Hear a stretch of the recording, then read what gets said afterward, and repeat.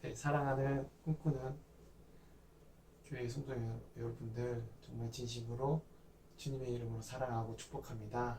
코로나 때문에 또 교회의 상황, 어려운 상황 속에서도 주님이 주시는 능력 가운데 희망이 있지 않고 우리 주 뜻을 바라보며 달려나아갈 수 있는 저와 여러분 되길 시간 간절히 기도합니다. 시간 기도하시겠습니다. 사랑과 은혜가 충만하신 하나님 아버지 감사드립니다. 또 이 하루를 시작하게 하시고 우리를 주님의 자녀로 세워주셔서 주의 길을 가게 하시니 감사드립니다. 세상 사람과는 다른 오직 주님이 기뻐하시는 자로서 이 하루를 살게 하여 주시옵시고 오직 주님의 뜻대로 살아감으로 인해서 주님의 영광을 드러낼 수 있는 귀한 하나님의 자녀 되게 도와주시옵소서. 어려운 가운데 힘든 가운데 있는 주님의 자녀 있습니까? 주님께서 붙잡아 주시옵시고 오직 주님이 주시는 새 힘을 얻어서 달려나아갈 수 있도록 지켜주시옵시고 함께하여 주시옵소서. 말씀 가운데 함께해 주시고 믿사오며 감사드리며 예수님의 이름으로 기도드리옵나이다. 아멘. 우리가 함께 나누실 말씀은요, 잠언 6장 6절의 말씀입니다. 제가 읽겠습니다. 게으른 자여 계미에게 가서 그가 하는 것을 보고 지혜를 얻으라. 6장의 말씀을 나누면서 6장 1절에서 19절까지의 말씀 우리가 함께 나눴으면 좋겠는데요. 먼저 6장 1절의 첫 부분에 보면 내 아들아 라고 시작합니다. 잠언은 우리가 알고 있다시피 솔로몬이 지은 말씀입니다. 그 말씀을 통해서 그 자녀들에게 그리고 청년들에게 주는 교훈으로서 오늘의 말씀 역시 그 다음 세대를 이끌어 나가는 뿐만 아니라 하나님의 자녀들에게 어떻게 살아가야 되는지에 대해서 주시는 말씀입니다. 여러분들은 자녀들에게 어떠한 것을 남겨주고 싶으신가요? 좋은 차, 좋은 집, 명예 그런 것들도 있지만 무엇보다도 하나님께서 기뻐하시는 자가 되도록 그 믿음의 유산을 남겨주는 것이 더 중요하지 않을까. 오늘 말씀을 통해서 함께 나눴으면 좋겠습니다.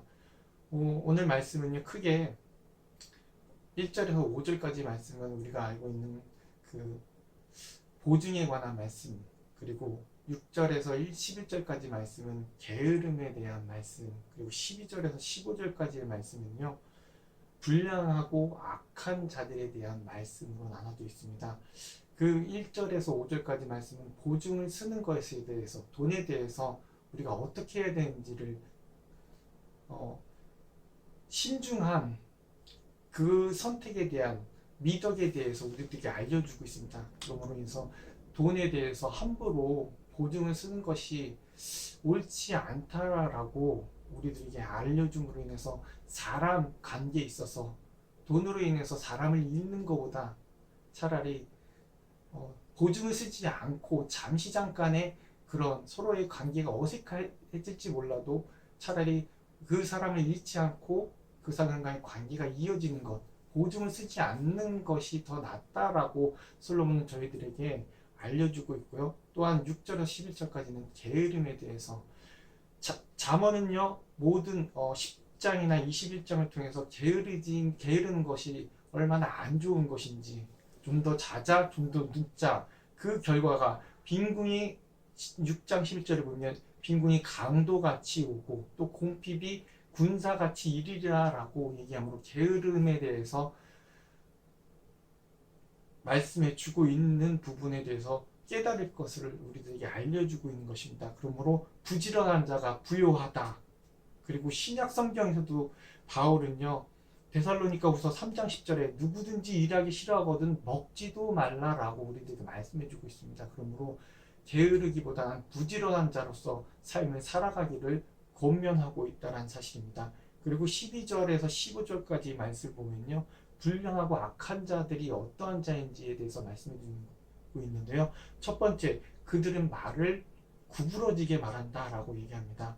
정직한 말을 하기보다는 악한 말로서, 삐뚤어진 말로서 남을 오해하게 하고 진실한 말을 하기보다는 왜곡하는 말을 함으로 인해서 그 하는 모든 말들이 정직하지 못함을 말해주고 있고요. 두 번째는 그 표정과 몸짓 또한 올바르지 않다라고 말해주고 있습니다.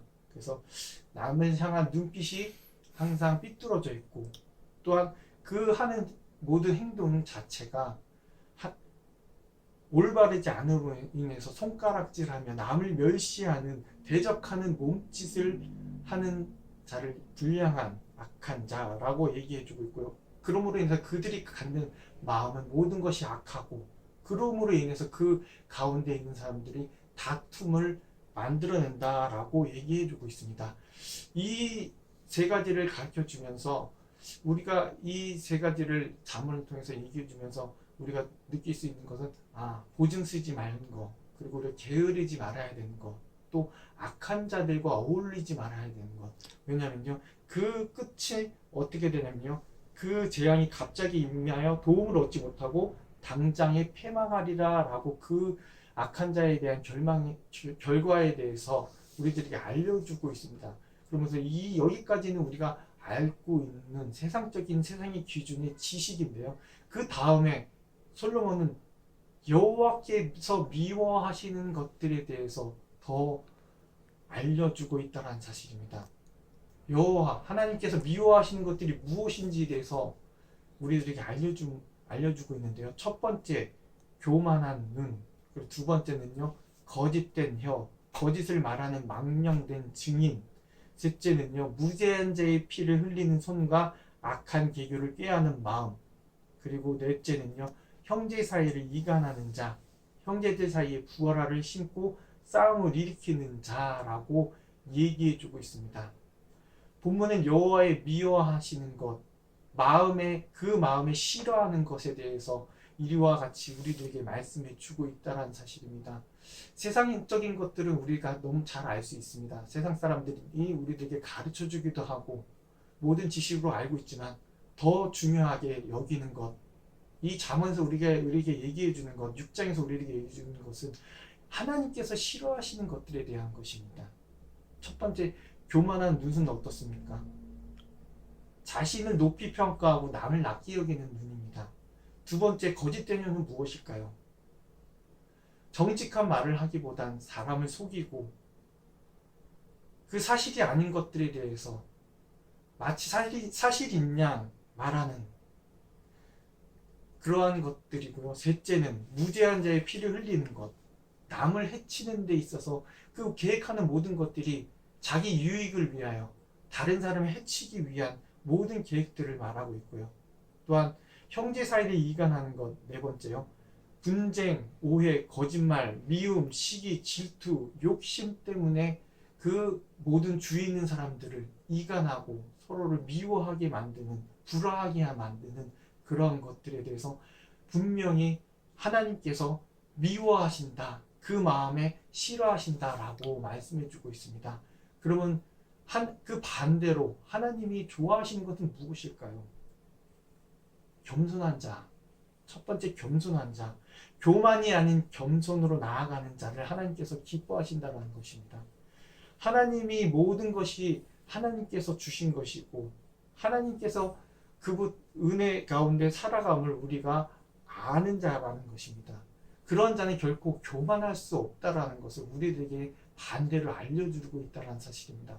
그러므로 교만하기보단 오직 주님이 주신 것들에 감사하고 주님이 주신 그 은혜 가운데 살아감을 기뻐하는 저와 여러분들에게 원하고요. 두 번째, 거짓됨을 말하는 입술이 아닌 복음을 전하는 입술이 되길 원합니다.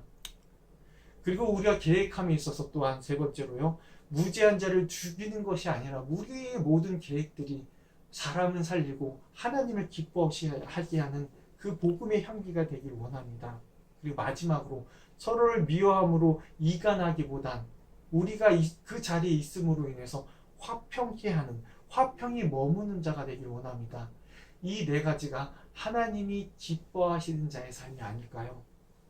서로를 사랑하게 하고, 서로를 화평하게 하고, 서로를 나보다 남을 더 낮게 여기고, 그리고 모든 계획이 하나님의 뜻 가운데 이루어짐을 감사함으로 달려나아가는 그 복음을 전하는 그 입술과 그 발걸음, 그러함으로 인해서 어느 곳에 있든지 하나님의 화평케 하셨던 것처럼, 예수 그리스도로 인해서 화평케 했던 것처럼 우리 삶이 모든 이들에게 하나님과 예수님과 우리 그 다른 믿지 않는 자들에게 축복의 통로서의 삶을 살아갈 수 있는 그러한 사람이 하나님을 기뻐하시는 자라는 것을 우리가 잊지 않고 매일매일 하나님의 말씀 가운데 하나님의 뜻대로 하나님이 기뻐하시는 자로서, 우리 기준이 세상의 것이 아니라 오직 주님을 기뻐하시는 자로서 살아감을 잊지 않고 살아가는 우리 꿈꾸는 성도님들에게 이 시간 간절히 기도합니다. 기도하시겠습니다. 사랑과 은혜가 충만하신 하나님 감사합니다. 우리 삶이 항상 사람을 기뻐하는 것보다 하나님을 기뻐하는 자로 살아갈 수 있게 도와주시옵소서.